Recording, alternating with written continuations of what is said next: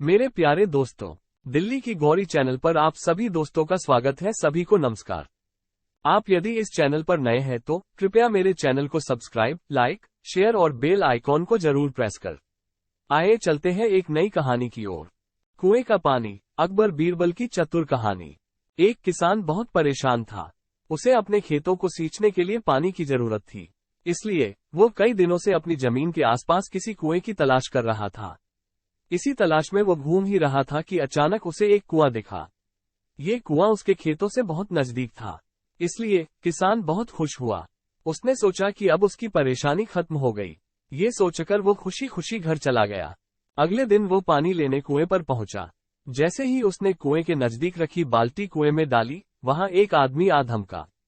वो किसान से बोला, ये कुआं मेरा है, तुम इससे पानी नहीं ले सकते।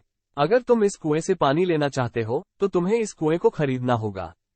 ये बात सुनकर किसान कुछ देर रुका और फिर मन ही मन सोचने लगा कि अगर मैं इस कुएं को खरीद लूं तो मुझे कभी पानी की कमी नहीं होगी और न ही मुझे पानी के लिए इधर उधर भटकना पड़ेगा।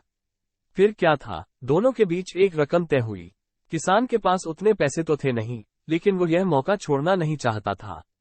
इसलिए किसान ने उस आदमी को अगले दिन वो रकम देने का वादा किया और घर की ओर चल दिया। किसान के लिए कुआं खरीदने का यह अच्छा मौका था, इसलिए वो इस काम में जरा भी देर नहीं करना चाहता था। घर पहुंचते ही उसने अपने करीबियों और दोस्तों से इस बारे में बात की और कुएं के लिए तय हुई रकम का इंतजाम करने में जुट गया। थोड़ी भागदौड़ और कोशिश के बाद आखिरकार उसने वो रकम जमा कर ली। अब वो पूरी तरह से निश्चिंत हो चुका था कि उसे कुआं खरीदने से कोई नहीं रोक सकता।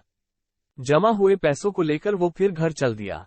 उसे बड़ी बेसब्री से इंतजार था कि कब रात खत्म होगी और वो कुआं खरीदने जाएगा। इसी सोच में वो पूरी रात सो नहीं सका।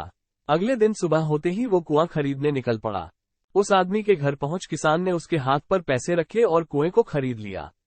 अब तो कुआं किसान का हो गया था, तो फिर उसने पानी निकालने में देर नहीं की। जैसे ही किसान ने कुएं से पानी निकालने के लिए बाल्टी उठाए, उस आदमी ने फिर बोला, ठहरो, तुम इस कुएं से पानी नहीं निकाल सकते हो।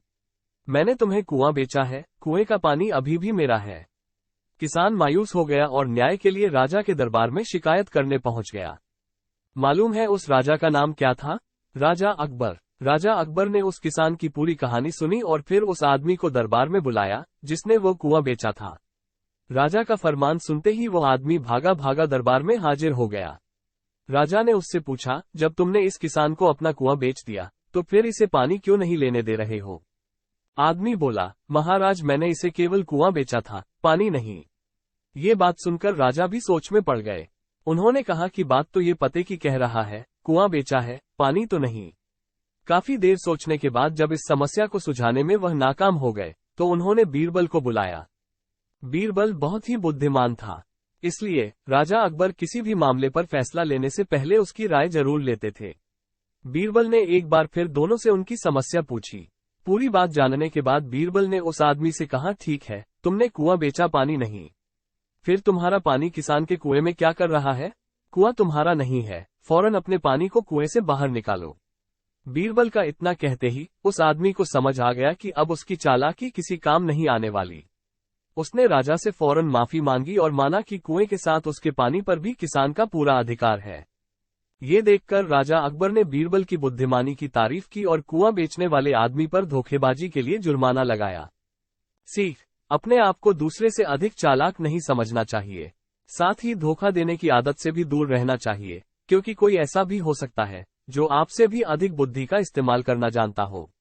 ऐसे में आपका धोखा पकड़ा जाएगा और आपको अपने किए का भुगतान करना होगा, जैसे इस कहानी के अंत में कुआं बेचने वाले आदमी को करना पड़ा।